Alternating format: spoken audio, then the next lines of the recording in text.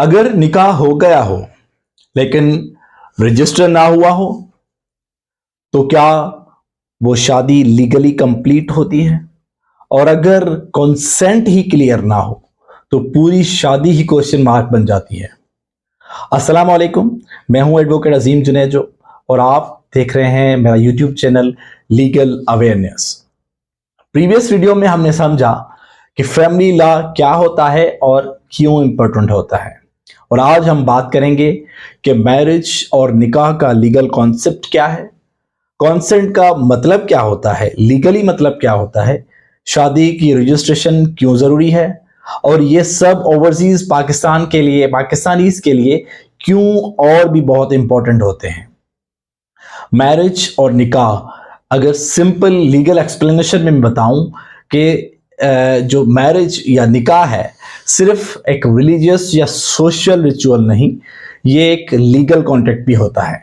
इस कॉन्ट्रैक्ट में 3 basic elements होते हैं: ऑफर, इजाब, एक्सेप्टेंस यानी कबूल, और फ्री कंसेंट मीन्स आज़ाद रजामंदी। अगर कंसेंट फ्री ना हो तो शादी लीगली चैलेंज हो सकती है। पाकिस्तान में मैरिज का लीगल फ्रेमवर्क, जैसा कि मैंने पिछली वीडियो में भी डिस्कस किया था, कि उसको रेगुलेट करने के लिए Muslim family laws ordinance, family code, निकाह rules and union council registration system बनाया गया है। और उसकी जो अगर मैं इस वीडियो में इसकी इंपॉर्टेंट लीगल पॉइंट्स डिस्कस करूं तो उसमें निकाह का लिखना ज़रूरी है, यानी जो निकाह नामा एक कोडल फॉर्मेलिटीज़ है उसको फिल करना बहुत ज़रूरी है।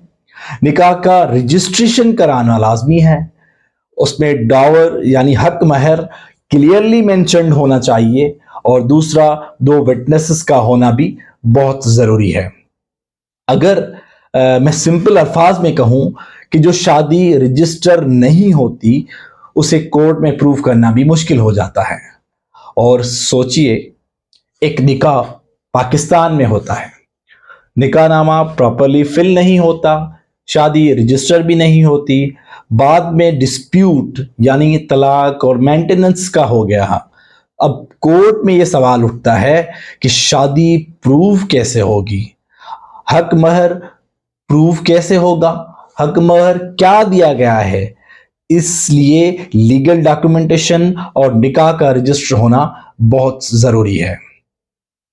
कंटेम्परेरी इश्यूज में देखें कि आज के दौर में जो ओवरसीज या ऑनलाइन निकाह होते हैं या वीडियो लिंक्स पर कंसेंट दी जाती है, मिसाल के तौर पे शादी पाकिस्तान में हो रही है, रहना यूरोप, अमेरिका या किसी भी फॉरेन कंट्रीज में है, तो उस हवाले से हमारे पास ये लीगल चैलेंज आता है कि अगर लोकल लॉ और पाकिस्तानी लॉ अलाइन ना करें तो मिसाल के तौर पे visa issues, family disputes, legal recognition problems, तो ये प्रैक्टिकल इम्प्लीकेशंस ये क्यों मैटर करता है?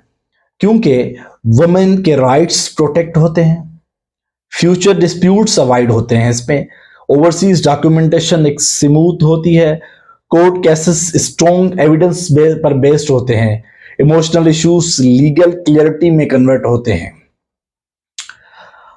अगर मैं आज की इस वीडियोस का एक की टेकअवेज में या अगर मैं आज की वीडियो का इंपॉर्टेंट नटशेल बताऊं तो उसमें हमने ये जाना कि मैरिज एक लीगल कॉन्ट्रैक्ट है, फ्री कॉन्सेंट शादी की बुनियाद होती है, रजिस्ट्रेशन लीगल प्रोटेक्शन देती है, डॉक्यूमेंटेशन फ्यूचर डिस्प्यूट से बचाती है।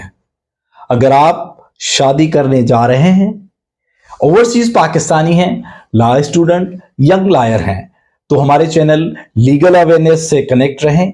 हमारी नेक्स्ट वीडियो का टॉपिक होगा डिवोर्स, तलाक, खुला और modern separation issues. Thank you all.